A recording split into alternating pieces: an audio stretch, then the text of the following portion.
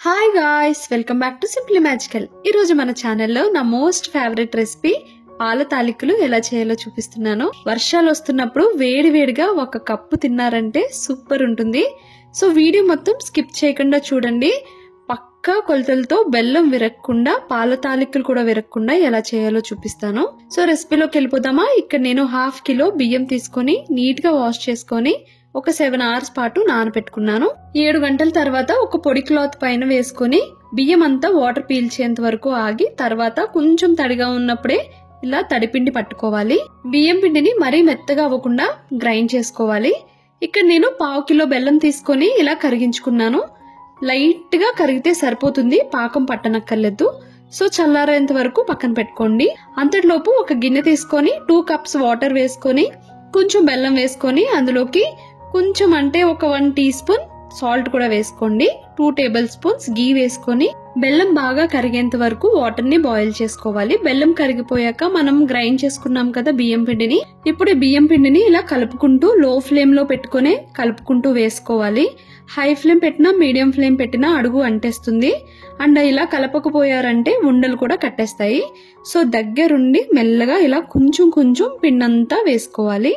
Water మాత్రం తక్కువ వేసుకోండి. 2 cups కంటే తక్కువ వేసుకున్నా ఓకే, కావాలంటే కలుపుకోవచ్చు వాటర్ ని. ఎక్కువైపోతే పాల తాలికలు లూజ్ అయిపోయి విడిపోతాయి. సో చూసారు కదా, ఈ కన్సిస్టెన్సీలో ఉండాలి పిండి. సో స్టవ్ ఆపేసి ఇలా మూత పెట్టుకొని ఒక 3 minutes ఉంటే ఆవిరికి బాగా ఉడుకుతుంది. సో ఇప్పుడు ఒకసారి చేత్తో ఇలా పిండినంతటిని చపాతీ ముద్ద కలిపినట్టు కలుపుకోండి. బియ్యం పిండి కొంచెం మనం పట్టింది ఉంది కదా, ఆ బియ్యం పిండి వేసుకొని ఇలా ఇప్పుడు మనం ఉక్కబెట్టుకున్నాం కదా బియ్యం పిండిని, దాన్ని ఇట్లా పాల తాలికల్లాగా చేసుకోవాలి. నేను చెప్పిన కొలతల్లో చేశారు అంటే ఇలా విరగకుండా కరెక్ట్ గా వస్తాయి. ఈ పాల తాలికలు పాల్లో వేసాక కూడా విరగవు. సో కొన్ని రౌండ్ కొన్ని పొడుగ్గా చేసుకోండి మీకు నచ్చిన షేప్ లోని. సో పాల తాలికలు ఈ 2 విధాలుగానే చేసుకుంటారు కదా. పిండి అంతటిని ఇలా పాల తాలికలు చేసుకున్నాక ఒక 2 tablespoons పిండిని మాత్రం పక్కన పెట్టుకోండి. ఇప్పుడు ఒక ఖాళీగా ఉన్న గిన్నె తీసుకొని అందులోకి 700 ml మిల్క్ తీసుకొని ఒక పొంగు వచ్చేంత వరకు మరిగించుకున్నాక మనం చేసుకునే పాల తాలికలన్నిటినీ కొంచెం కొంచెంగా సెపరేట్ గా వేసుకోండి. ఒకేసారి వేసుకుంటే ఒక్కచోటే అంటుకొని ఉండిపోతాయి. ఇప్పుడు ఇలా పాల తాలికలు వేసిన వెంటనే అస్సలు కలపద్దు. మూత పెట్టుకొని ఒక 5 నిమిషాలు ఆగి అప్పుడు తీసుకొని కలపండి, అప్పుడు విడిపోకుండా ఉంటాయి. కలిపినప్పుడు కూడా చాలా జాగ్రత్తగా నేను చూపించినట్టు కలపండి. ఒక 15 నిమిషాలకి కరెక్ట్ గా బాయిల్ అయిపోతాయి, పాల తాలికలు కూడా ఉడికిపోతాయి. ఆల్మోస్ట్ కుక్ అయిపోయినప్పుడు లాస్ట్ లో 2 minutes లో స్టవ్ ఆఫ్ చేస్తామన్నప్పుడు కొబ్బరి కూర యాడ్ చేసుకోవాలి. అలానే 2 tablespoons పిండిని పక్కన పెట్టుకున్నాం కదా, దాన్ని వాటర్ లో కలుపుకొని ఇలా పాల తాలికల్లో యాడ్ చేసుకోండి. మరీ పల్చగా చేసుకోవద్దు, కొంచెం చిక్కగానే వాటర్ లో కలుపుకొని వేసుకోవాలి.